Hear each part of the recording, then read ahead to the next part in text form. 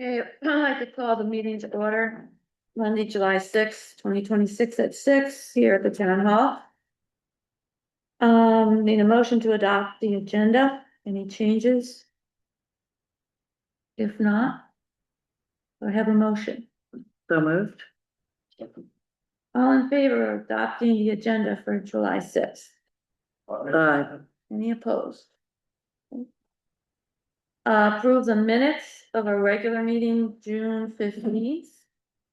Any corrections or additions?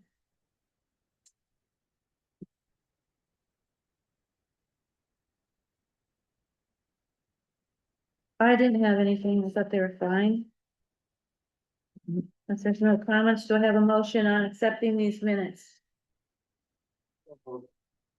Second. All in favor? Aye. Passed. We have Dave here. Welcome. So you're gonna speak about, the flag and the flagpoles and the library lawn. A little bit, and I guess I've communicated with Morgan on a regular basis.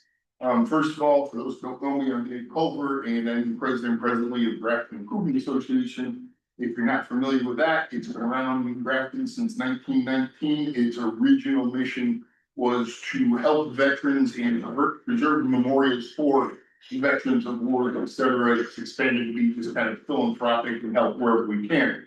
For many years, you probably lived here for a while, there was a large flag that flew across the cable from the store to the house across the street.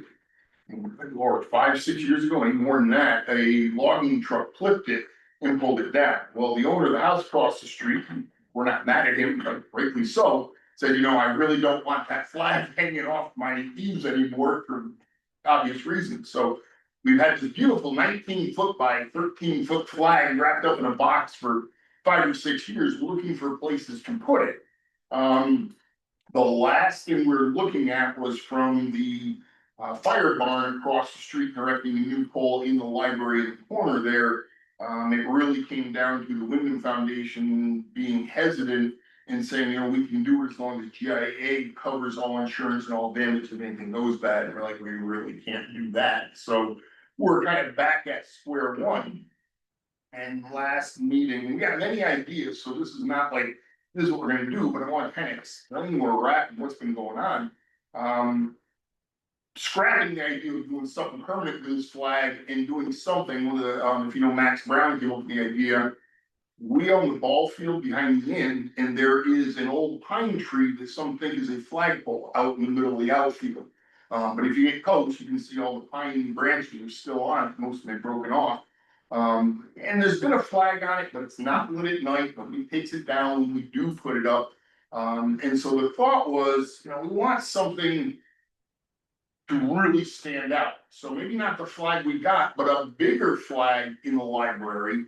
Right now, it's about a 30-foot pole. We're going to a larger one, like a 40-foot pole, and really make that stand out as a central piece. And then move that pole and that flag to the ball field. Well, if you do that and buy solar lights up there, that would solve that problem. And down here, and I've kind of looked into this a little bit, the ideal would be to hardwire it into a lamppost that you guys pay the electricity on, if I understand it correctly.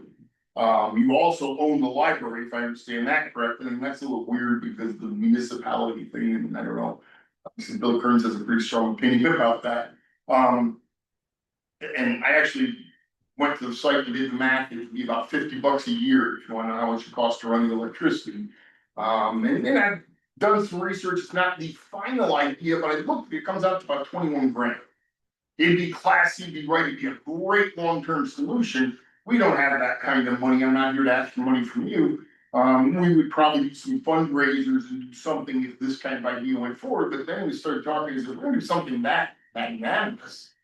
Why not look at the lawn as a whole? We have Memorial Day there, we have Veterans Day there. Many towns have much more grand veteran memorial, and we have a beautiful rock. It's been there for many years. It's the second rock I've been told. There used to be a smaller one years and years ago. And I don't have any plans or any ideas And I just want to say, that's kind of where we're at with it. Before we look at this or anything else, I thought it was about time I come and say hello to everyone and see if you had any questions or thoughts or, don't go down that rabbit hole at all or anything. And by the way, I got an email from his sister that he's been talking to her father, I guess, about maybe the best thing to do is from now on, just have them come up with a couple of cherry pickers and hang a temporary cable and dangle the flag for those few days that you want it and not invest any money. So the GIA doesn't have authority over the library, nor do we have responsibility. We are here as a support in saying we're kind of thinking about it. And we'd love to let you know about it and hear what you have to say. Can you have a solar light instead of hooking onto the, It could, the one in the library, ball field is 90 solar. There's no, I didn't look into that. I just thought the hard wiring would be better. The lights are new design that are out, and I don't want to get into all technical jargon with it, but if you put lights in the ground and shine them up, they gotta be certain lumens and, get through that much atmosphere to brighten it up. And these new designs, the one I'm looking at, you look at it, and it's literally the gold ball on top of the flag. And as the flag spins around the pole, it's got two LEDs that shine out onto the flag.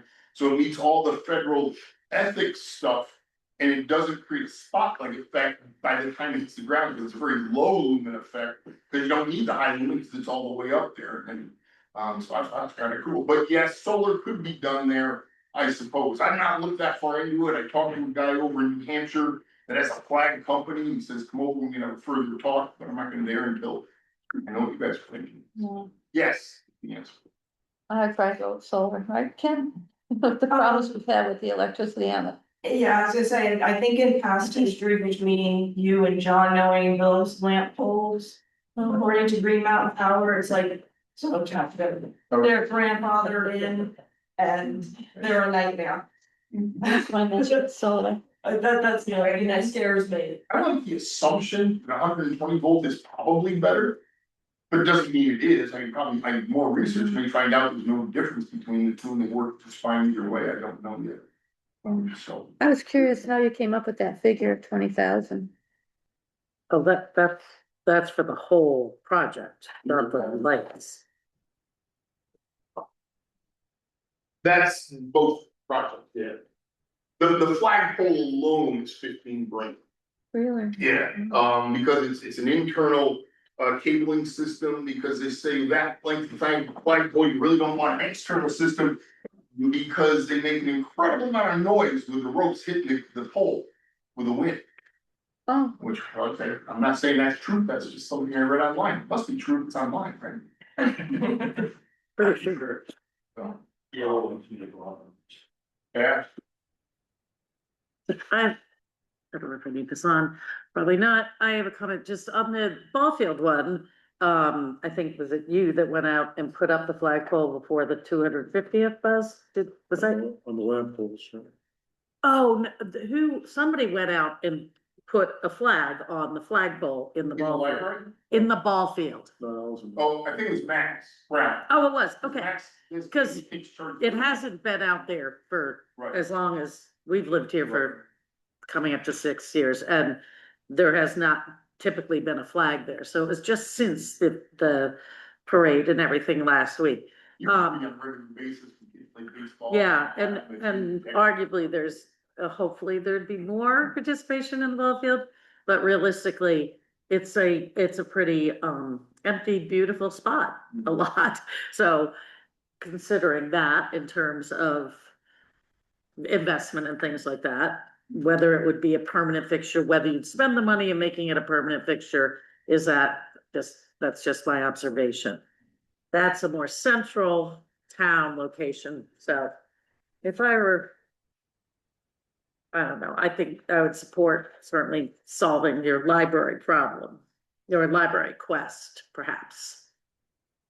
There's no red flags that you guys can think of that says, this idea of. No, I don't know that. That's the kind of reason I'm here, actually, is like, all right. I couldn't answer the red flag question. I would say one other thing I think of, and I've not seen them, only pictures of them.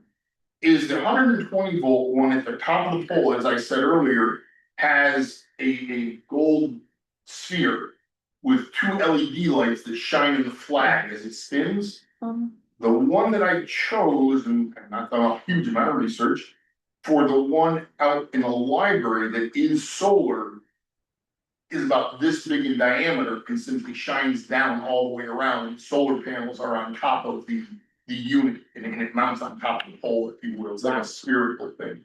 Now, is that something that's ugly? I don't know. I mean, I got little pictures kind of thing, but it's the only thing I can think of that would be the difference other than there be no plugging into the telephone or the lamp post. on this. Yeah. So But you could have electrical out of the library, really. I don't see why not. And I guess that's their electric bill. Yeah. Probably it's the same distance. I mean, we're talking 50 feet one way or the other, trenching and dropping the lines. They're part of the solar program that Rex James set up in down in Cambridgeport. Yeah, they got That's granted, all wild. he chose them as one of their recipients of getting service from them, so their light bill is like very minimal. Oh, that's interesting. Well, Yeah, go ahead. The issue of what is done at the library is only under the purview of the library board, not the trustees of the library and the property. Do you speak with the library board? I have been in contact with them next week. So. The president is my wife, by the way, just so the connection, so I yeah. understand. Yes, we talked with So as a them. matter, Yeah. matter of town governance, I don't think the select board has any authority to do anything at the library. Well, with the lamp posts, we Or the do, lamp post. yeah. Yeah, I mean, it's the same kind of conversation with them, and it's in red flag, it's continue to reach. That's fine, I just wanna make like, I was on the library. I'm trying to avoid that discussion, I'll be honest with you, because I don't understand it, I don't want to go Well, I on. was on the library board for 15 years, and I come to those library board meeting, and there is something that comes up with the library down.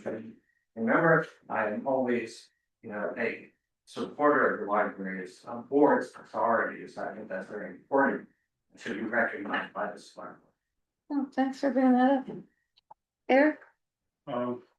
I'm obviously a supporter of solar. I've put this caution out there. The fire department had a little bit of experience with doing just this with the flagpole down there. At first it was solar powered.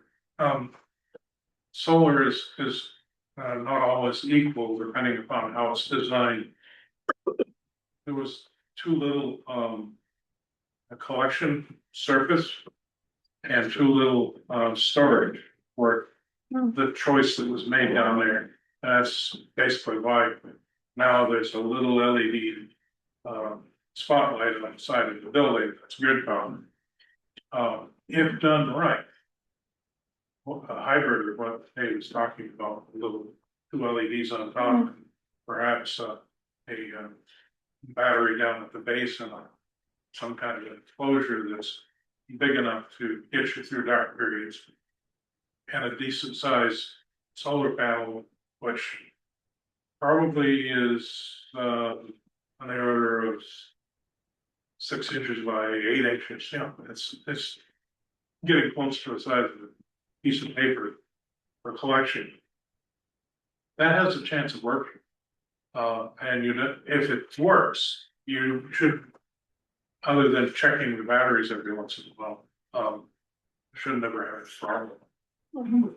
So if we go down this rabbit hole further, there's somebody I might contact when I have specific numbers and kilowatt hours and charging and all that. So you might be getting an email with some numbers that you can find, because I know you know that stuff very well. Well, I guess my comment, is to respect anybody that raises their flag, the American flag, in their home or at the library or in the ball field or at the fire department. It's honoring our country and the men who fought for that. So thank you for bringing it up. I think you're gonna do your due diligence in finding something that's gonna be right for the town, for the library and for people that are gonna enjoy it. We need To your to, point, besides the barracks, that Yeah. a solar powered system that runs out of energy at 3 o'clock in the morning doesn't be good. That's I hear you, it's purpose.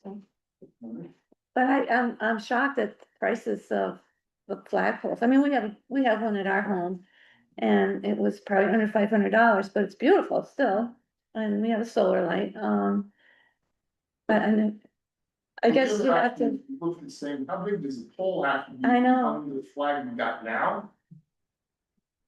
65 to 70 feet. And that was 21,000 with no light, just a piece of metal in the ground, that was. I think that foundation had to be some little bit of wood shear and all that. well, we hope you come back and let us all know. Well, absolutely, keep But- informed, she knows I email Yeah. her on a regular basis, to see them good time to have conversations. As I understand from Pat, this is not really a Selectmen issue, No, this is no. a library. It's a nice, It's a yeah. library. I understand that, I'm just saying, my respect for me, for myself and for the board, that what you're doing, but thank you. You betcha, we'll keep you informed anyway, obviously, the town thing. Have a good meeting. Thank you. Yeah. Highway report, Travis unfortunately can't make it today because he's ill, but, can you give us some information, Morgan, on the Village Drain Pipe? Yeah, I can try. So there's been a new sinkhole that developed, off of the Townsend Road, so on the top portion of the pipe. And it's right, did you look at the location? It's right behind the owner's house. And so they notified the town of it, and I called the town attorney. He kept saying to me that it's a private drain and, that we need to contact the homeowner. And so I guess I'm at the point, I'm not really sure what else we can do, or I guess looking for direction on who we contact or what we do. I don't know what we're gonna do with this issue, because we met with the foundation, Mhm. our lawyer and the foundation's lawyer over a year ago. And the two lawyers were gonna go back and come up with a solution to this problem, and they never did, they just sat on it. Great. And now we have another hole, we have fixed 2 or 3 holes. The town has with the foundation's help, and I think the last agreement we had with them was. They would do 50%, we do Right. 50%, Mhm. but now the town attorney says to us, we're not liable. Was the complaint brought by the homeowner? Was that where it was Yeah. came from? Was the homeowner aware that there was a pipe there before the sinkhole came? Okay.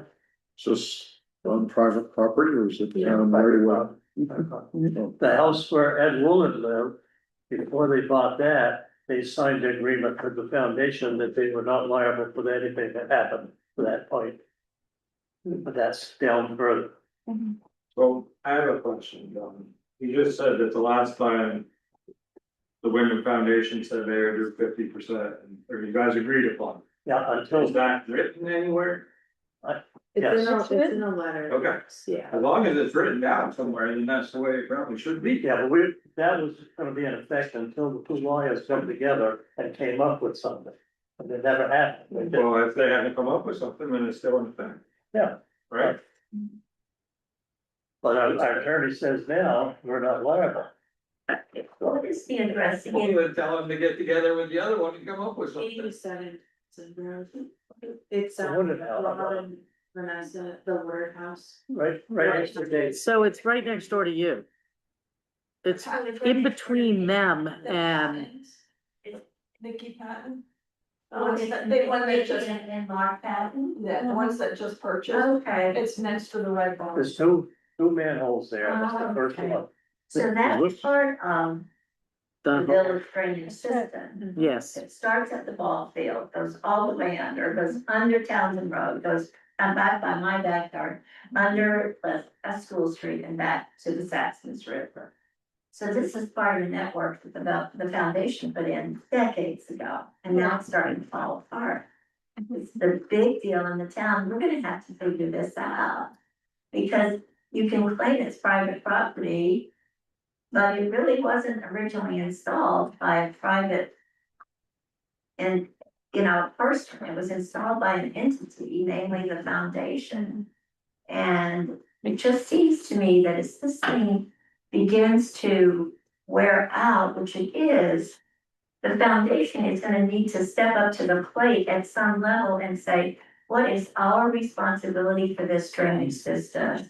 Because I'm not sure the foundation ever got any town approval for for that system, did they? Well, originally it was Frank Jones had done a ditch. And they didn't want He the worked for ditch. the foundation. He worked and they did a ditch and they didn't want the ditch. The foundation did not want the ditch. They wanted it underground. They wanted it looking nice. That's what I thought. Yeah, Okay. exactly. And the last repair that they did do, the agreement 50-50, the foundation workers did the work and the town paid for the materials. And that was a little bit more straightforward. Because the drainage pipe was under School Street. Mhm. So it was more arguably a town culvert than it was a drainage pipe in somebody's backyard. I don't think there's any disclosure responsibility either on the part of real estate people to tell the buyer what is going on under those backyards. Unfortunately, some of the folks don't even know that that's there on their property. Yeah, I think, my opinion on this is that it's a legacy system by the foundation, and at some level, and I'm not saying all the responsibility, I'm not saying that, but it seems to me someone's got to call the foundation and say, we've had to come up with a plan, because this is gonna start happening all over the place. We just had a property boundary, I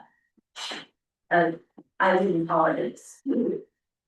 But it was very interesting that the property boundary issue with Molly Urban's yard was a property boundary that abutted the drainage pipe that's there. Now, I don't know if it had anything to do with that or not, but it was very interesting to me that they thought this whole thing got severed. And I wrote an objection to it because I wondered if it had anything to do with the fact that Molly's property now abuts the drainage pipe rather than the foundation bar property abutting the drainage. I don't know that. I wouldn't know that. This one, Travis inspecting, you said the bottom's essentially rusting away, right? So this would have to be all the way down through The the. whole pipe is rusted all the way. Yeah, so it's not a little sinkhole, this is several hundred feet of Can't get on the. excavation, right? Yeah. This is gonna come home to roost. This has been to the select board in the past 2 or 3 years on several occasions. As I understand it, the original construction of that involved the town and the foundation. Oh, yeah. And there is at least one property owner, obviously my sister, who has a right of way written letter that says that the town and the foundation can use that and cut across that property, but they're responsible for maintaining it. And so there was that, and then prior to that collapse, at the end down there after the flood, Denise Martin had endless problems with it caving in behind her house. And the same agreement was brought up, although I think that the only written document is the one that my sister has to have. I can do something. And Yeah, so I've seen this that. document is floating around. Copies of it, and it implicates, so to speak, the town and the foundation jointly. So you're saying, and you know much more about Grafton history than I do. Are you saying that the original agreement to put that drainage pipe as somebody said, underground the whole way, instead of having this mess on top of the ground that would be unsightly, that was originally both a town and a foundation agreement? Now, I think that the story is that it was a very offhand, understanding agreement. It sounded like a good idea. Apparently, the Wilsons were the only people who had the legal foresight to get this letter. Because this was that property was owned by the Wilsons at the time, and get this in writing. That's the only document. I don't know why it isn't in town records that Catherine Wright also had a letter written, there was a handful, but most of the properties over there were owned by the Widow Foundation, so that's why there's only a handful. It sounded like a good idea, it probably was a good idea. But it's like, Well, the select board can revisit the issue with the foundation and with the two attorneys, and I think the hangup was the attorney for the foundation did not follow through because we were waiting on that. So there was a hangup on both attorneys. I think. So we both can attorneys are revisit, saying- we need to move on. We're gonna revisit this. Okay, And Morgan can make some phone calls on this. okay. But we can It may talk be- all night on this, It because may be it's that been the up. foundation and the town attorney are the same person. No, they're not. No, They're they're not. not. Issues. No. No, okay. Was this an open ditch before the foundation or any landowners got involved with putting a culvert essentially in the ground? They called I it wasn't canal, here Canal. a long time ago. So, then. Yeah. so the town basically had an open drainage ditch all the way from the wall to the river. Apparently, And the foundation chose because mhm, they had a lot of property along it mhm. to put it in the culvert. Yeah. Seems like some right responsibility. Okay. Morgan, about the agreements on the class 2 roadway grant Yes. paving. So that one is for a total of $200,000 to be used for paving on class 2 roads. The award end date is December 31st of 2028. Typically in the past, the board has given me authority to sign these grant agreements. Mhm. Any one of you could sign it, Right. but whichever you decide, I would just need a motion for each one of these individually to approve them. And I can explain what each one is. Great. Okay. So you explain the first, The second one is Better a that. grant project that we applied for in the fall, and it's for some ditching on the top section of Hinkley Brook Road. And that one is for $20,000 with an end date of September of next year, 2027.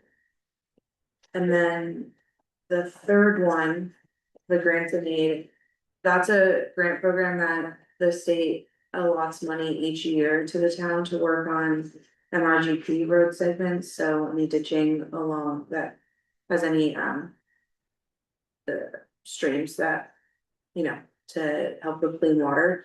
So that grant agreement is for $23,000 and it ends in September of 2027. And we have not chosen a location for that to be used for yet. Morgan, is that second one, is that the Butter Back Roads grant? Yes. Okay, so the BDR. well, I'd make a motion for Morgan to sign these agreements.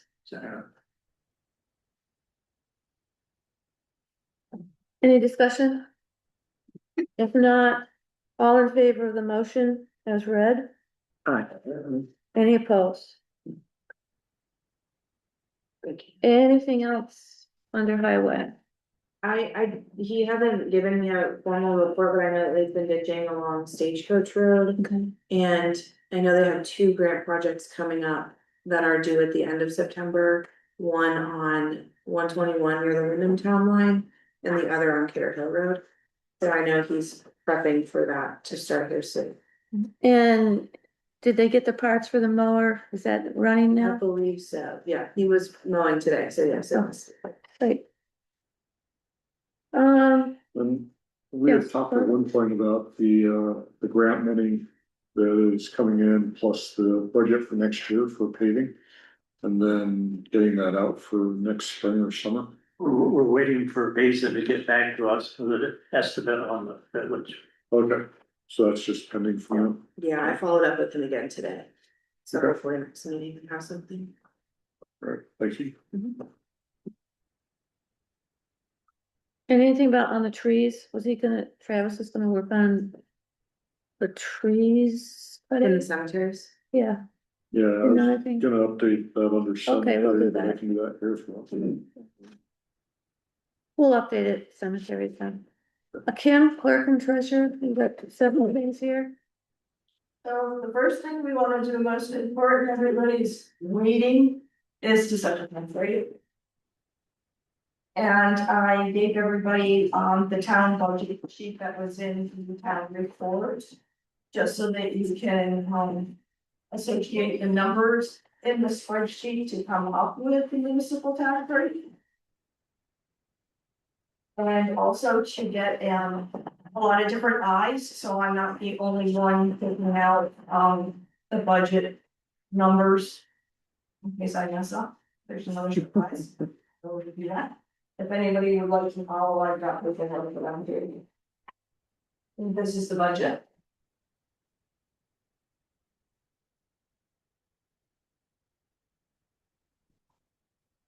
Margaret, can you turn that down or off? That's the big tax rate. Needs to be something.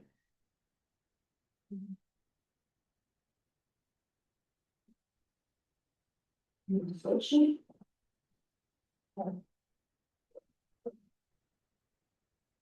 And now we get there. Yep. So, if you take a look at the tax rate for the 26-27 tax year.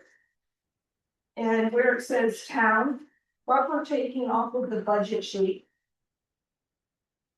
We have a selectmen itemized budget, far left top. 594,902. But then we have revenue coming in of the 174,830. So we were gonna subtract that. Then we need to add in our humanitarian articles. Our special articles, which is the ambulance and the fire truck, all of that. In this budget sheet, we've got the capital budget in there. Okay, so it comes to 869,633. You can see that in the far right bottom. Then we're gonna take off the revenue, which you saw right across on the left-hand side. So we have a total tax revenue needed for the selectmen of 694,803. We're gonna take the 200 off of it, and that's where we're gonna get on our tax rate sheet of the 494,803. And the reason we're taking the capital budget off is because we're gonna account for it on a line item on the spreadsheet for the budget. For the tax rate. So there you'll see the 494,803. You're gonna see the 200. And then you've got the highway of 725,840. There are highway expenditures that the town voted on as a total of 855,840. Take off what we anticipate as grants. This is the 725,840. That's what we need for taxes to raise for the highway. And that number goes right up onto the spreadsheet for your municipal tax rate under highway. So each one of those columns are divided into the municipal grand list. That's our new grand list value after appraisals and grievances. The 227. The 2276572. You divide those and you get the rate. The formula comes up with the rate of a total 0.6240. So then so we're not done yet because we still have local agreement to do.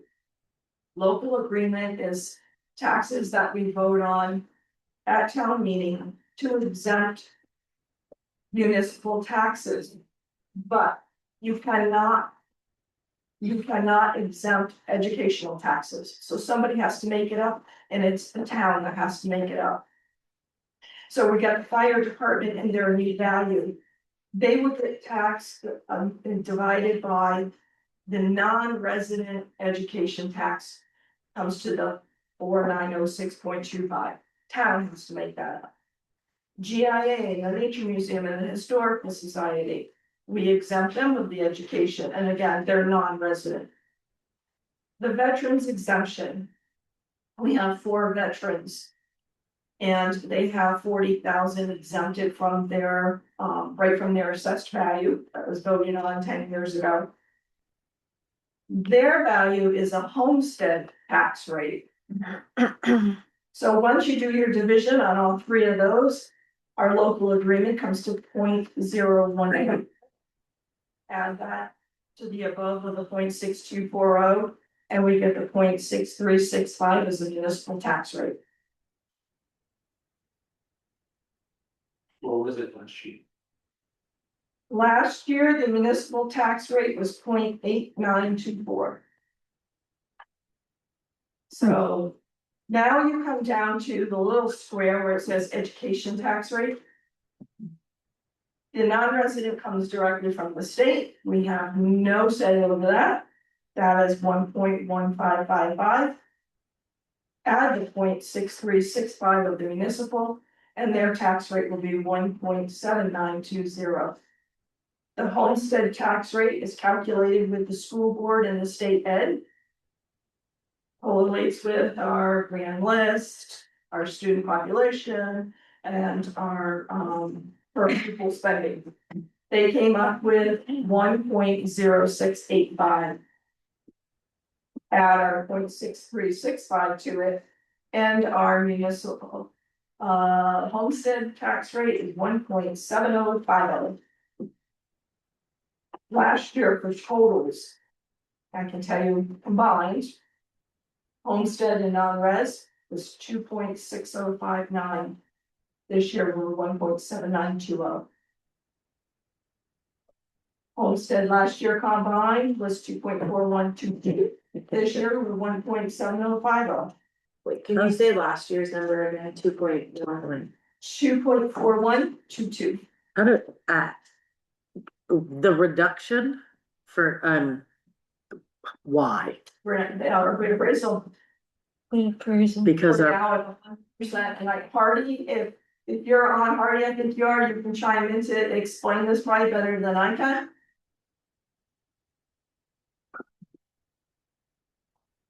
It's because our grand list went up. Yep, About, can you hear me? Yeah. I just finishing supper, so anyway. The reason that the tax rates are coming down is because we had a reappraisal and the grand list went up. So consequently, the taxes have to come down. That's why they came down.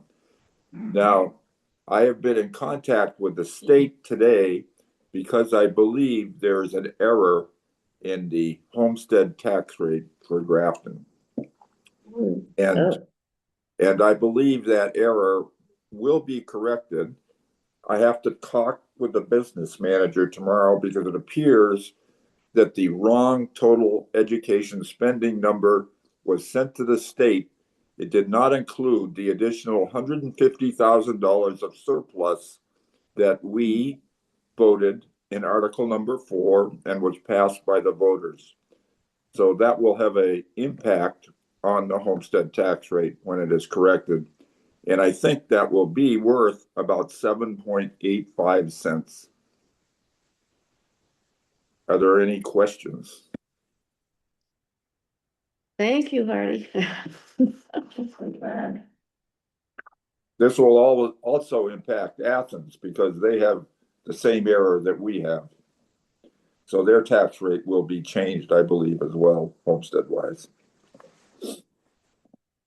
so Hardy, question, if they were to vote on a tax rate right now of this 0.6365, we're fine to stay with that, print our tax bills with that, even though this ad is going to. I think you should. It's such an insignificant number. I mean, the veterans exemption is $160,000, and you're applying 6 extra cents to that. That's nothing. Okay, so I would not worry about that at all. Okay, because I just want to make sure that when I print, I'm going to print exactly what they're going to vote on this evening.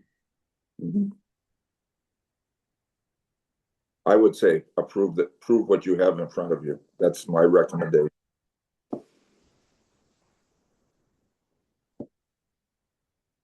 Well, thank you, Hardy. Does the board have any questions? Suzanne? quickly? You're only approving the municipal rate too. You are not approving the ed rates at this time, and that I expect to change. So that total ed number for homestead should be lower when we get done with this procedure. Well, the only thing that concerns me is because part of the ed rate is within our local agreement.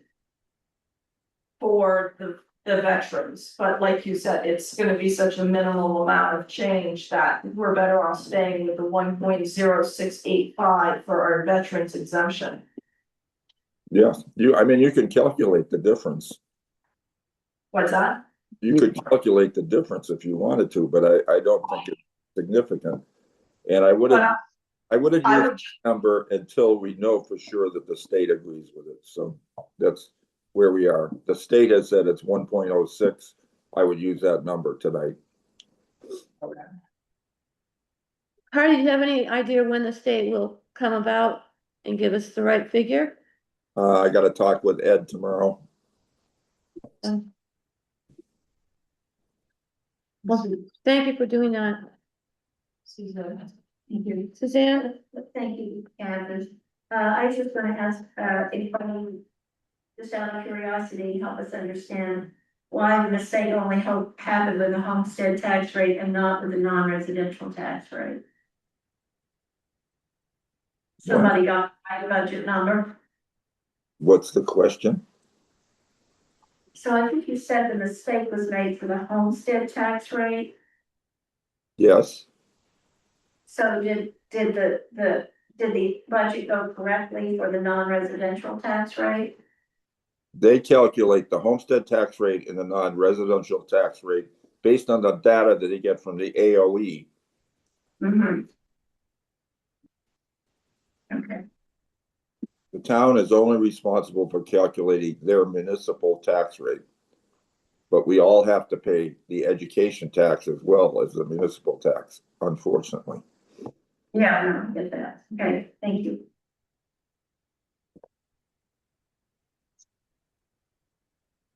Okay. Ron has a quick question. Just out of Right. curiosity, Karen, the non-exempt people. Why is the GIA Nations and the Historical Society lumped together in the part? Why are It's just historically how they have it. Done like that. it just because seems we keep weird that adding- they should all be separated or all lumped together? It keeps adding on because the Nature Museum was like years later and the Historical Society asked, so it just kind of. Instead of having lots of lines, we just have. And they're all educational entities, is that my understanding that, is that why they're together?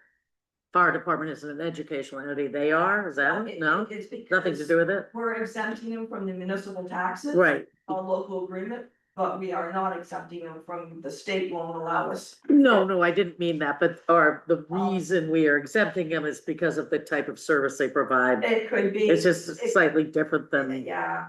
I it's don't kind know. of the same kinds of service. Again, after 22 years, I just tweak the charts a little Got it. better and we keep adding on more exemptions every once in a while.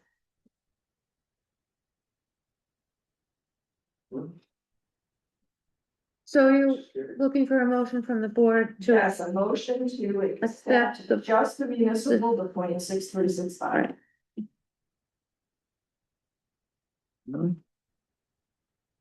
I'll make the motion to accept the local municipal local agreement taxes for 2026-27 at 0.6365. I'll second it. Any further discussion? If not, do I have, a vote on the motion? All in favor? Any opposed?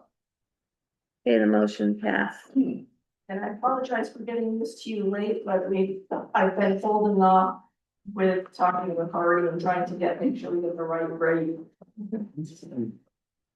To waive or not to waive? Late homestead filing penalty. Okay, so each year, if you file as a homestead owner, when you file your income tax, it's very recommended that you file an HS 122. which claims you're a resident in the town of Grafton. And with that goes an HI 144, which is your income versus your taxes, and you get a tax break if you qualify in their formula, the state's formula, not ours. And so they work the magic numbers and they tell you whether you get a state payment off of your taxes. Well, if you don't file your HS 122, which claims you're a homestead, by April 15th, you're considered late, just like filing your income tax. So what they can do is they can say, okay, the town can also penalize you and fine you up to 8%. For not filing. For not filing your HS 122. And there was probably it had been quite some time ago, almost 10 years, we did. And it's only 2 or 3 people, and it's a huge impact.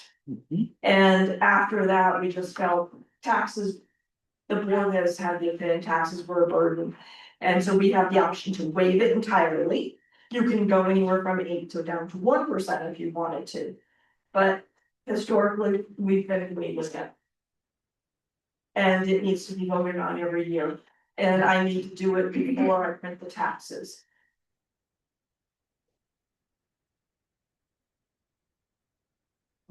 Can I ask a question? Are people not filing that because they know they won't qualify anyway, or is it an oversight? Most of the time it's an oversight, and a lot of it is the elderly that don't need to file income tax, so they don't hire an accountant, they don't feel they need to, because they just have social security. But in essence, they really need to send that form in, whether you are filing for taxes or not, because that qualifies you to get the state payment. Then there's many times, and I'm gonna say many times, that the accountant, especially if you have an outside accountant from outside of the state of Vermont. Doesn't know about it. And all of a sudden, you know, they're getting, why did I not get a state payment? Why are my taxes so much higher this year? Did you fill out? Right. And even H&R Block who's done it in Vermont, so. So most of the time, it's always an oversight. That's Or what I not had thought. knowing, just. Or, yeah. They don't send out the tax books anymore for individuals like they used to years ago, where you got a little Yep. booklet. No, you have to go online to do everything, to get a booklet. This isn't necessarily a paper form, it's the online It's, submission. so what I do is I get 2 copies for my office, where I used to get stacks of them to hand out. Now I make copies of the HS 122 and the HI 144 and give reminders in the Grafton News and everything I possibly can to tell people, don't forget to do it, and I got copies for them. And I've got a good handful of, especially the elderly, that they don't have a computer or can get online, so. So the history is that the municipality has waived this fee. Probably for at least 8, 7. So you need a motion for the select board to waive, the municipality to waive the fee, late fees, okay. Anybody wanna make the motion? A second. Yeah. All in favor? Right. Any opposed? Tax collection policy discussion. Well, I'm not really sure what you guys, how you wanna, I know you've been getting emails back and forth, I think I've been CC'd on them. I really have no idea what more to add, other than the first time around when I did explain that. You know, the different options we have for paying taxes. We have a drop box in the door for after hours or weekend hours. We have the availability of the credit cards. Call me anytime for the credit card. We now have it on our website with a link, so you can actually do it from home. As long as you're paying before 4 o'clock of the day due. There's not a whole lot else that we can possibly do to, it's been on our tax bills. It's voted on at town meeting. No postmarks. This was last year's, it's up in the corner in red, that tells you about your 8% penalty, and the last line says no postmarks accepted. This year, I had that bolded in the same line, no postmarks accepted, to see if that would. And no, you don't need a magnifying glass, you can see it there. The MuniNet's going, and the MuniNet is a talking mechanism that we use among 251 towns, 57 towns. Asking questions, I'm gonna tell you probably 90 to 95% of all of them, you're not taking postmark dates any longer because the delay has been extremely high In the mail. in mail. Right. So it's like, when do you cut off for, you know, tacking on your 1% interest charge? I mean, I think every effort's been made to get the word out, and it's not unreasonable, you know, your tax due date. We send out the bills that have the 4 stubs, so you know in a year advance when the due dates are due. There's not a whole lot more. I advertise the best I can out on the board, usually months ahead. I haven't this time only because tax bills aren't out yet, people, but that board's gonna get put up soon. So correct me if I'm wrong, folks can pay their taxes through, if they want to the town with a credit card, but the credit card companies charge the 3%, Exactly. but they can pay with a bank check through the bank. If they have to set that up, the town does not set that up. Exactly, they can schedule their bank to send us a check. And you do it ahead of time, and you can have it pulled from your account on whatever date you request it, and it'll just go directly to us. It's the same thing that escrow companies do. They cut us a check and it pays their taxes. The credit card fee, I did put out on the MuniNet 2 weeks ago. Are there any towns out there that have a free, user-friendly credit card terminal? I got not one answer. The store is charging, I went and did registration and the state registration company, 2.65, I tell you right there, and like staring at your face when you use your credit card. Everybody's charging a percentage of some sort. And we're not charging it, it's the company. And it's really helpful on the last payment, because if you don't make your last payment on time, you charge 8%. Whereas you'd only be paying the credit card 3%. If you're cutting it that close, that's about the best time to use a credit card. Okay. So this is on the agenda tonight because we had a taxpayer that was having some problems, had emailed Morgan and the board, and requested it to be on the agenda. So that's why Kim's here to explain it, and thank you, Kim. Yeah, and it numerous times, yeah. Right. Times. I think, one of the questions was about the ACH kind of withdrawal programs. You know, for example, Coda, I go into my statement and it says pay my bill, and I can pay putting in my bank information. I pay because I come down here, but do we have that? Is that something that's one of the questions this, person had? That's the only one thing that I would not want to, as it is a credit card. When it comes in, or say somebody pays online. I don't know that they pay online unless I'm right there checking my email throughout the entire day constantly to credit that account. I mean, otherwise it's just kind of sitting in limbo. So Or for, small towns, so there's one possible, and I don't even know how that would work to set up in it just, yeah. I think the important thing that I think I'm hearing you say is that for timeliness, we have a cutoff. It would be really hard for you to figure out at 4 PM on August 15th or whatever day it is, that those ACH payments had come in at that time. I mean, when I pay Coda, it's not like there's a drop dead time. It's you're paying your bill. So if that's important, that's an important distinction, I think, Right. that it would not address this deadline issue. So they have to, the person, the tax citizen has to ensure that it lands in our bank, the town bank account before that time period. It's not something that you can monitor. And It doesn't give them any leeway. so many efforts to get. For the person to be able to pay. I mean, between the Dropbox, the 4 stubs, Mhm. the announcements, now the credit card, online, call me, you know, all kinds. Mhm. We've made the effort, both Michelle and I. May I ask a question? How are we doing generally as a town in terms of getting our taxes paid on time? Very good.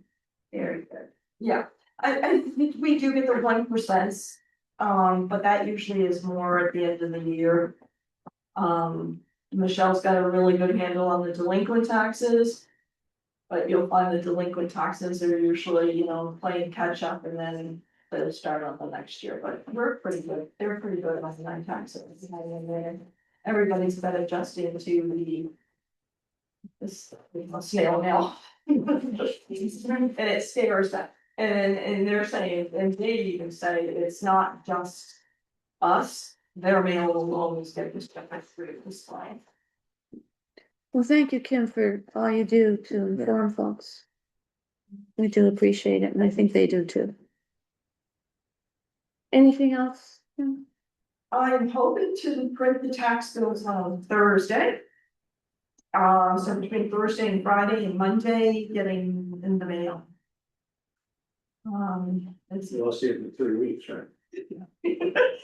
And I'll let you stop in while we've got our pile. I mean, we used to deliver, when Cynthia was here, we would deliver as many as we possibly could, so we all had a route.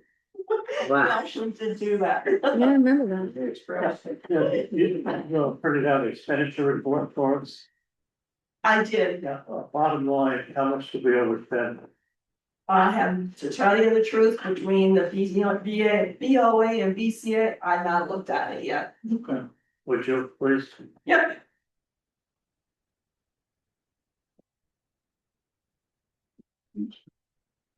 Committee reports. Cemetery. All right, so for the cemetery, Thomas was getting some estimates for removing trees. And he got 3 estimates. One company gave $6,500 dollars a day with a crane included. They didn't give any price without a crane. One company said $2,000 a day without a crane, 4,500 with a crane. And the last company gave a day rate of 2,500 without a crane. And these were all day rates because we weren't quite sure how to price this out. So we said, let's get a day rate and then we can determine how much work we may need per cemetery. Travis's recommendation is to look at the 200 or 2,500 a day. He doesn't think a crane would do much more than a few trees near the entrances. And he's probably right. Peter and I had a brief follow-up as cemetery committee. I think we agree on that on the rate, and that the initial approach maybe to look at a 1 day for Bowdenville and 1 day for the village cemetery initially, and use that to get a sense of how much could be achieved. So if we did that, it would be $4,000 to $5,000 for essentially 2 days, and to see how much work on dead trees, and I guess I would say imminent danger trees, big ash trees that might be there, that might have an issue with the emerald ash borer. So that's where we are right now with that discussion. We don't have $4,000 in the budget for this year. We do not, so we would have to determine if we want to spend additional budget this year, or do we wait and try to budget for this next year? Could we continue on with doing work in the land that we purchased over on 35, well, not purchased, was given to us? We were working over there, putting a road in and clearance spots so that we could tell if it was feasible for a cemetery, and nothing's been done for quite a while. Yeah, but Peter up to speed on that just this week, that we were looking at that additional location. So, yeah, I think maybe he and I could go take a look at it. Just get an initial impression of what needs to be done as next steps. And you could probably fill us in on what's been done today. I know there's been a short entrance, but then actually I'd say that's about it right at this point. But there was some concern it might be pretty ledgy in there. So has to be investigated, maybe some a little bit of digging, some exploration pits, see, is it even feasible? That was some carrying application.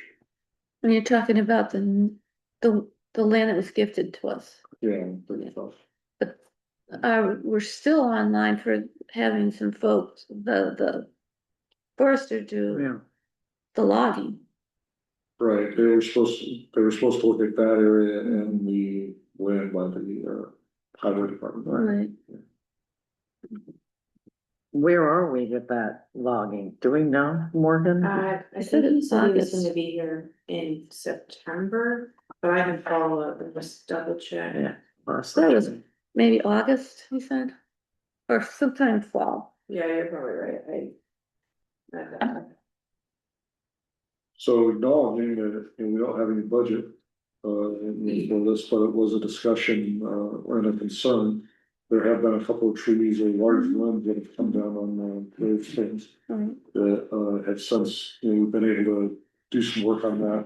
With that, and had to see from the cemetery fund, which is not limitless. There is some funds in there, but, do we look at spending money this year, as a select board or from the fund? I guess my concern is the safety issue, not just the stones, but people visiting the cemetery with the wind that we have. That seems to be constant this summer. I would not want tree limbs falling on folks or their cars. And it's a safety issue, along with preserving the stones too. There's also an issue, some of the land in Houghtonville is along the right of way, that I don't think there's an issue with trees being cut there. Then some of the boundaries are gonna be private land, that we would have to address that with, Yeah. homeowners if we're gonna take any action on trees on those properties. So we'd need permission for that. Any comments from you? Peter, do you have anything? The only thing that, and I did everything that both said, I learned that lesson. I took a look at the issue of policies and prices that was brought up. And it's pretty clear, the first thing is, it's quite clear that the prices that are being collected in Grafton are incidental. They're a couple $100. The only place where you could even buy a plot, however, is Houghtonville. So I didn't go much beyond that. But I did make some calls and did a superficial survey of some cemeteries around the state and some that are focused here in the southeast section of the state. Most, if not all, have scale pricing based on the purchaser's residence, which I had not realized before. That if you're a primary resident, this is where your primary residency is, then you pay the lease. If you're a second homeowner, you pay some factor above the lease. And if you're an out-of-state visitor with relatives, for example, and you want to have your ashes left here, then you pay the most.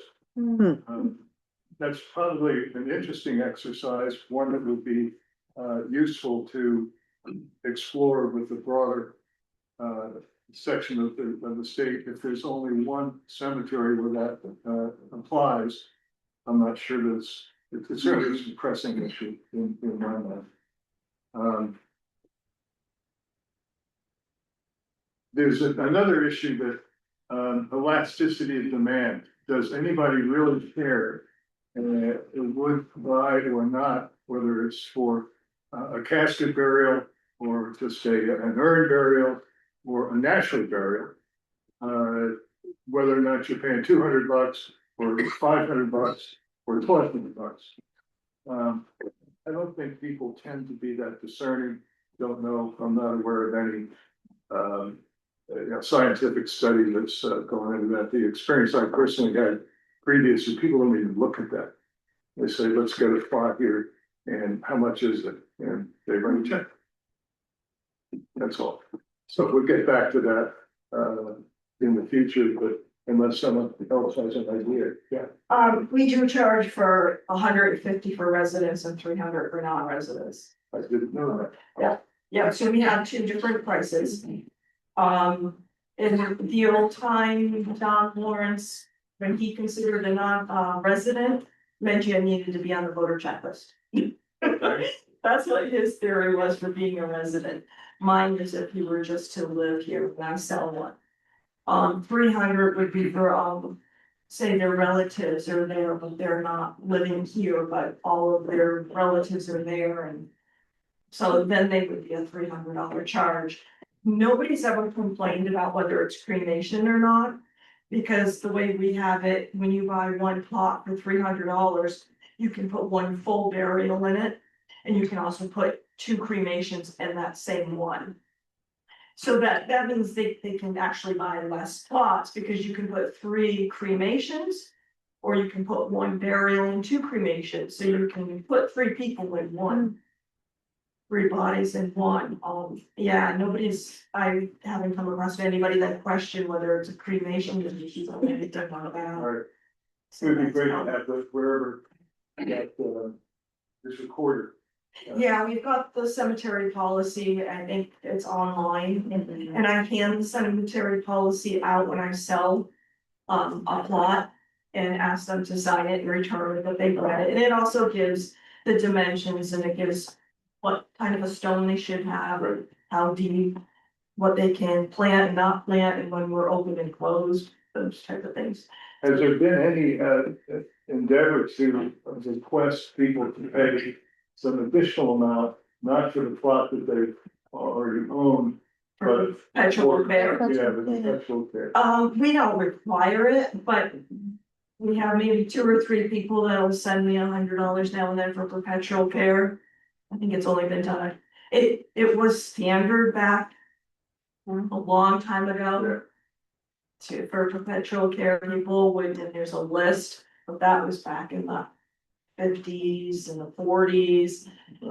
When everybody took the cemeteries really seriously and hard, and now it's kind of like, yeah, I'm trying to get back at it, but no, we don't have anything for perpetual care, only they want to donate. Yeah. The cemetery report. Thanks. Parks Committee, I don't have anything, do you? Highway. Nothing other than what we did beforehand, in the grants. Personnel, I don't have anything right now. July 2023 flood update. Nothing. Fire Warden Act 162 changes. So we did receive a couple letters last week or the week before, I can kind of summarize it. So Act 162 essentially just changes the method by which the town forest fire wardens are designated. So under the new law, the chief of the fire department, a fire district, or a private fire department with primary responsibility for fire response within the municipality is automatically will automatically serve as the forest fire warden. The towns can still appoint a deputy, and they essentially, their responsibility is to help issue burn permits. Or Yeah, correction, the fire chief. Yeah. that is correct. Fire The fire chief. chief. The appoints. fire chief. So it's kind of worked out since Robbie is the fire chief he's also the forest fire warden, and then you have Eric as deputy. I think right now, Yeah, I was we have thinking- you as, yeah, we have you as deputy right now, so we would have to swap it. But it's the same. So Eric would be You deputy. don't have to swap it at all. It's up to Robbie. Tara. After talking with Eric. Eric's gonna be deputy still, but he has talked to me about some concerns that he has with going on scene and stuff. So he's gonna be deputy and still give permits, and he can go where he can go. And I'm also gonna appoint Tyler as a second deputy, because of what happened. And I know that there is the issue with payment, but Tyler is willing to do it without any pay. So How would the roles differ? I didn't really hear what you said about Tyler. What would he be doing? he's gonna be a deputy as well. Yes, the same. They both will be. Okay, Second coming. So, like, if there's a scene that Eric doesn't wanna go through and I'm not around, he can. go. I gotcha. Okay. Thank you. So it just gives another option, That's great. but it's been. Budgeted for cases that with Eric and I, so. I'm assuming that's still the same, so Tyler will do it without adding to the budget. Cause we volunteer. Thank you. Everything you notify the state now, or? I assume so, they didn't really say in any of the correspondence. I was gonna say, nothing that I read. The only thing I see is, just to ensure that Forest Park and Rec has the correct contact information. I'm happy to do that, I know you probably have contacts too, so if you wanna update that, that's fine. And I have some questions for him. Perfect, so I'll let you do it. and I'll make sure we change in our town report. And it just basically Eric has less paperwork to do it. Well, thank you for coming. Did I summarize what you would say? And we need to get it into the draft. Use. Yeah. Yeah. And thank you, Tyler, for volunteering or being volunteered, I'm not sure. Yeah, thank you, for sure. That's great.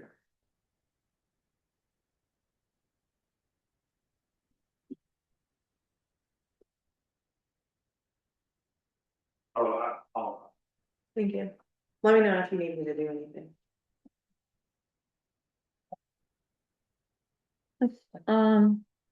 Subdivision and flood regulation proposed fee discussion. We've had a couple of discussions about this. I know Ann and I met with, Bill a couple of weeks ago to go over his job description and ad for his, position. And we discussed briefly the fees, how they were acquired. And we need to, I'm proposing that we vote on these, on the fees. Any discussion from the board? I think they're. I'm just gonna put it out there, I think they're reasonable. I think that our, taxpayers shouldn't be footing the bill for a person. An individual trying to change their plot lines or whatever it is, or buy a new home, et cetera, et cetera. So I think it's very reasonable to increase these fees to where they should be in 2026. And they haven't been changed for eons, right, Kim? So do I have a motion from the board? To agree on these fees, Who's collecting the fees, the town? the town, The town, will whoever the administrative officer collects these and then hands them over Morgan. Oh, okay, so this will fund the administrative. Yeah, some of it goes into administration, some of it goes into the receivable if they're to get money back as a security deposit, and then some of it goes into recording. And the recording then gets split into preservation and for town fees. They seem reasonable. But the question, in terms of context, you said that there was only a couple $100 that had been collected during the fiscal year just over. I haven't, if you have your sheet there as to what we collected, I mean, but I haven't broken out to see. I did last time I was at one of the meetings. Yeah, I don't have that. That's, yeah, and that's down in my vault. Oh, we should put that in the minutes maybe. Well,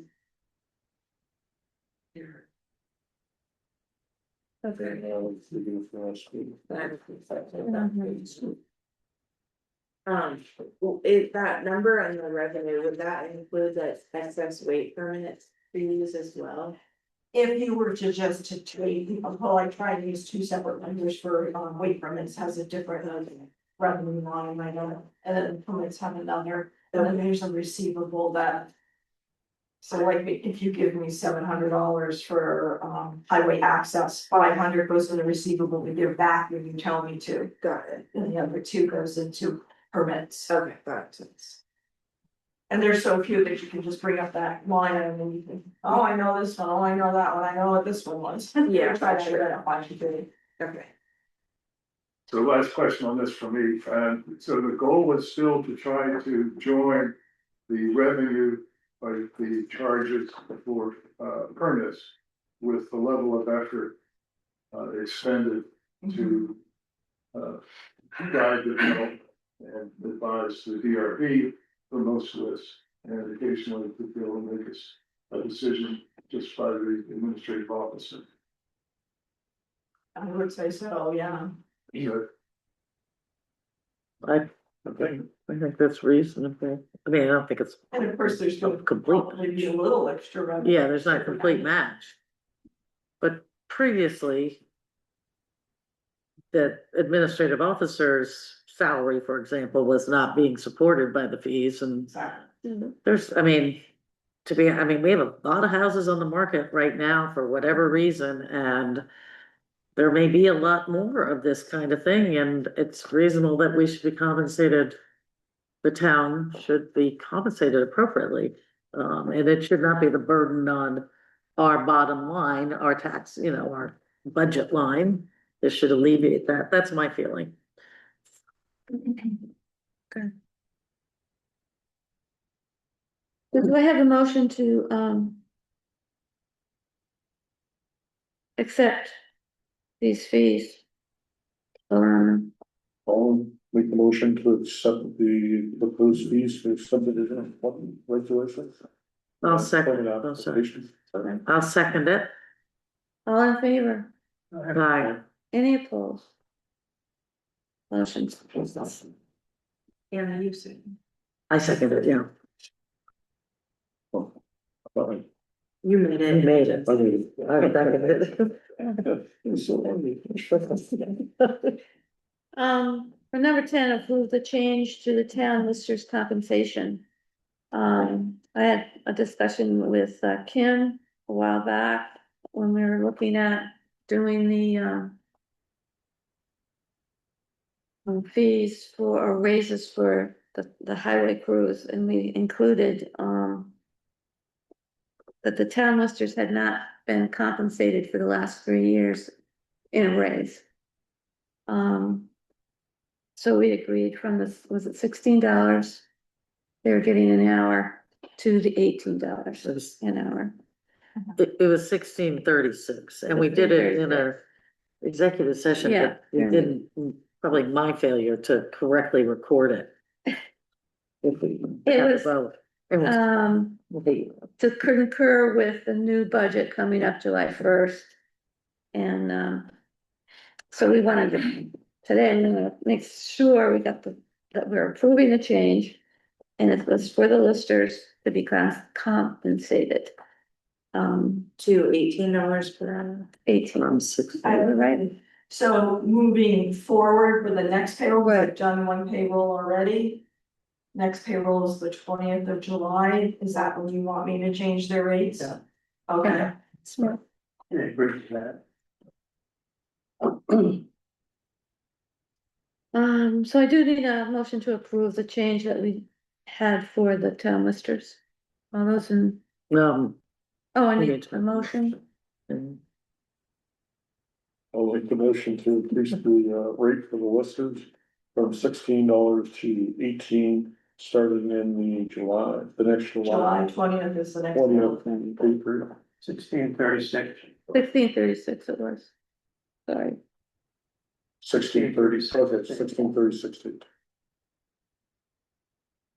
And there was a lot of justification for the change. The new computer system that they had to learn, the reappraisals, the hearings coming up. So there's been a lot that they've been doing and they need to be compensated. Do I have a second? Second. So all in favor of approving the change for the town listers? Aye. Any opposed? School sustainability study. Tom Yance has been, our consultant. And one of the studies that he's doing, he'd like to include that the select boards of Grafton and the select boards of Athens meet with the Athens Grafton School Board. On July 30th at 6 p.m., 6 to 8. And his request is that the board members come with an open mind.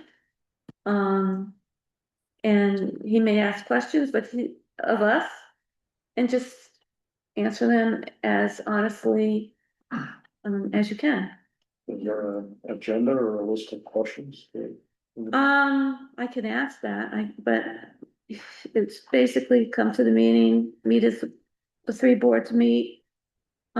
He's going to talk about what he's found already in the work he's done, his interviews, some of the data that he has. He wants our opinions. Be nice to review it before. Yeah, Will this meeting is a public meeting? yes. Okay, so it's on Zoom. And his role is to facilitate. He's facilitating it, yes, the meeting. It's facilitated. It won't be something in advance of the meeting. Like what? What do you mean? Same thing I just asked. Same thing. Well, Summary of what. I think he's gonna give a summary, very similar to what he just did with us a couple weeks ago.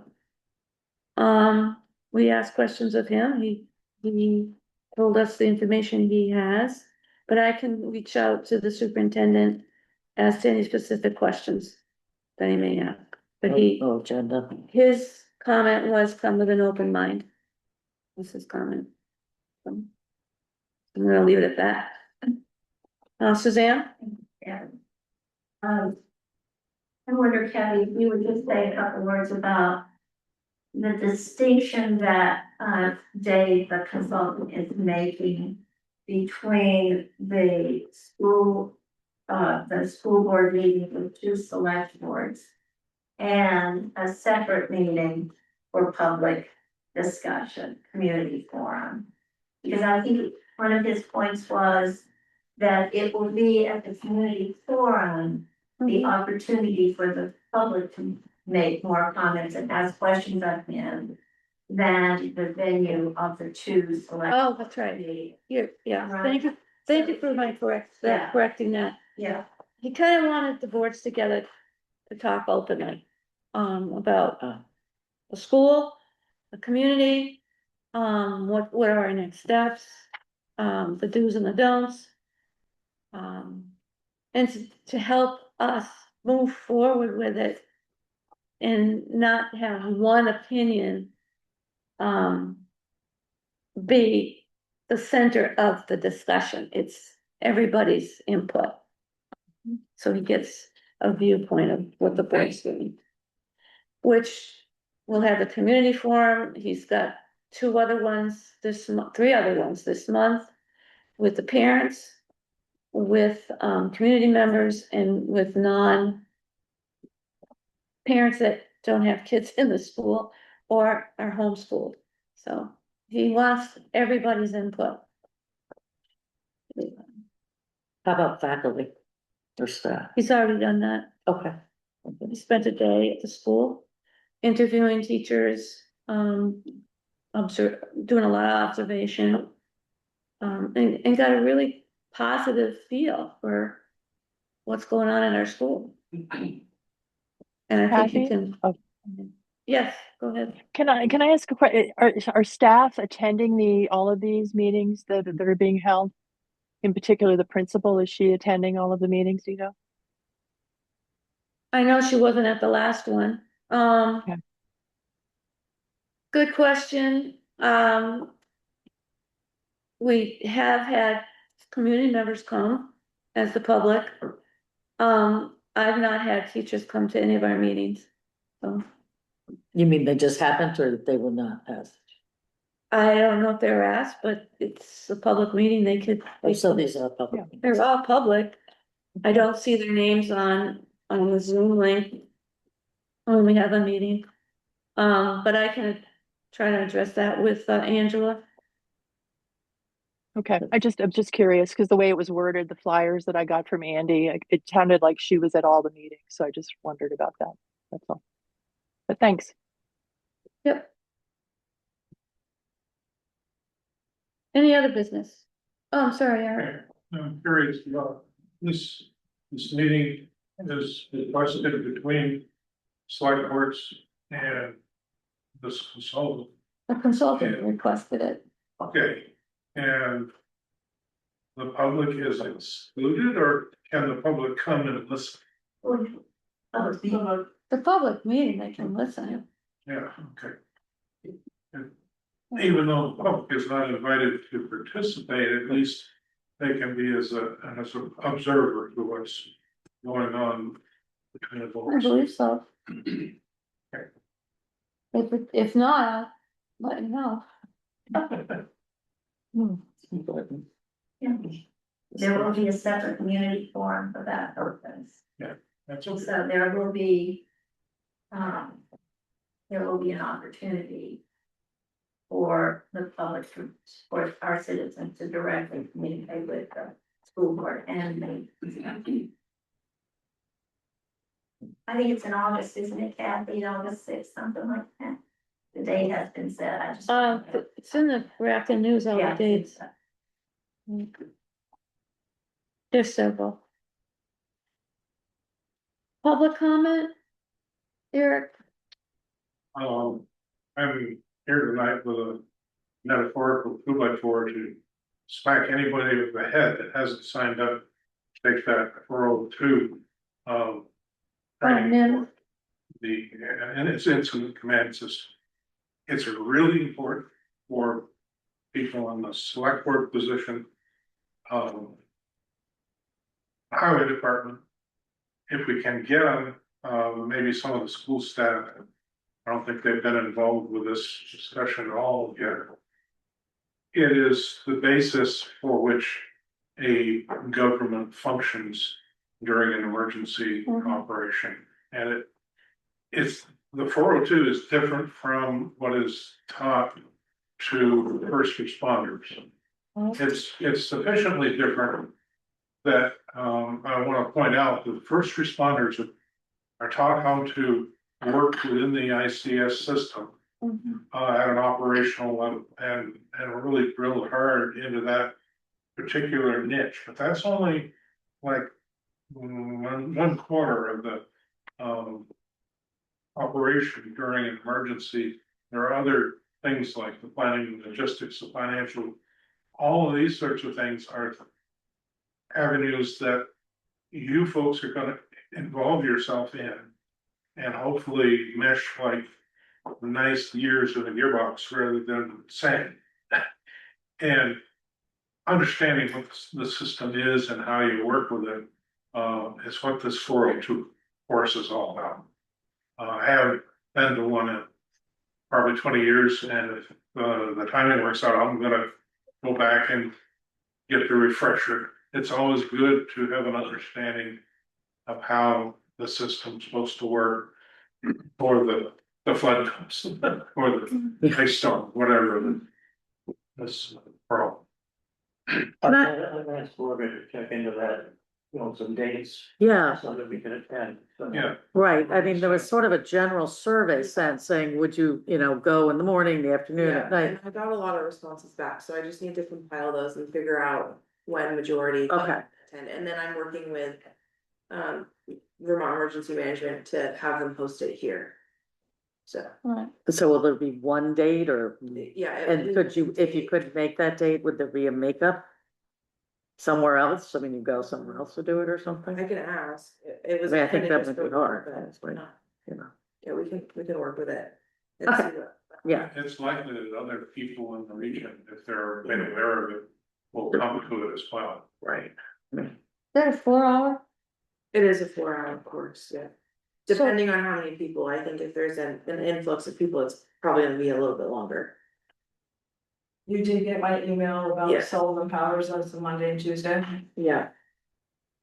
Yeah, so I need to go back to the responses I got and figure out what works. Offer food, Was there dates given or? Yeah, and their food will be provided, so. Can you remind us of the dates? I did send out a couple of potential dates, I just need to go back and figure out. Okay, Yeah, that was a while ago. That was last week, yeah. yeah. And then you said So, 25th, 26th. Here. I know I took 2 of those I did courses, do but those this 2 is days, different. yes. The 4. it is different from the ICS 100, which is basically covers some of the same territory. But is really geared towards the first responders operation, whether it be fire or rescue. And this is designed for people that are in the basic administration of the whole incident, not just operations. And it is also is an introduction to how the town government has to function during the emergency. It's really nice that everybody were tuned into it before we had to go. Well, thank you, and hope we get lots of responses. Any other public comment? Suzanne, quickly.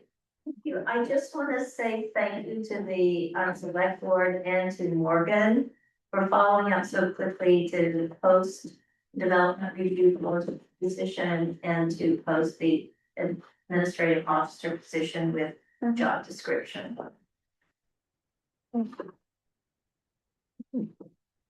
Okay, next, And go ahead. I was gonna say one last thing, Yeah, the I parade. love the town truck for the parade.